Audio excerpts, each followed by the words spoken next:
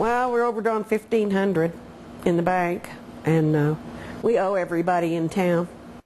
A News 9 report on the Jesus House and its finances is sparking outrage from all sides. There are those that say the shelter's director is taking home too much of the money that should be going to the homeless. Others tell our Rusty Surrett Jan Mercer is worth every penny she's paid. Well, Ed, we began looking into the Jesus House after the Attorney General's office confirmed it is looking into allegations of money mismanagement. Now, since our first report last night, we have received a lot of feedback about the nonprofit shelter, and we've learned more about where all that donated money goes. Tell me all about it. Yeah, tell me all about it. A group gathers outside the Jesus House. Each one of them a success story. There's Robert Bollinger, his wife, Kimberly Brueggemann. There's also Autumn Goki and Chris Storms, and their friend Audrey Lester, who's been sober for more than 4 years.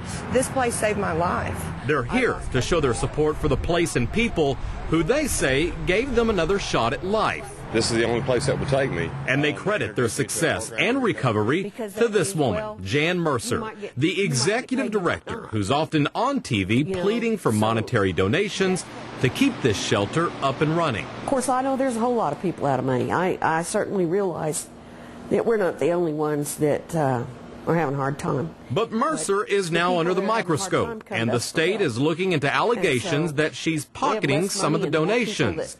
There's also the issue of her salary, one that allows her to drive this car, pay mortgage on this house, and rent this luxury high-rise condo. It just depends on how much we get. I get a percentage of what we make, like 12%. In 2008, Jesus House brought in $1.2 million, but expenses totaled $1.4 million. Nearly $200,000 of that went to security. $27,000 went to auto expenses. $26,000 was spent on ads and promotions, but only $19,000 went to counseling services. Now, all of that combined doesn't come close to what was paid out in salaries, including Mercer's salary of $154,000.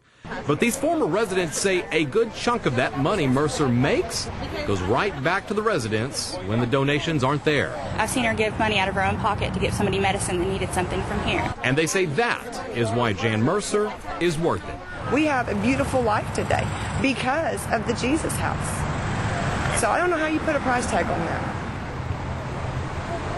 And there's something we mentioned last night I want to make note of again tonight. It is the board of directors that determines exactly how much Jan Mercer is to receive each year. Now, the attorneys that represent that board told me today that they are also looking into these allegations and that they'll be working on a statement to release to us sometime next week. Now, for more on this, we're going to go back to Ed.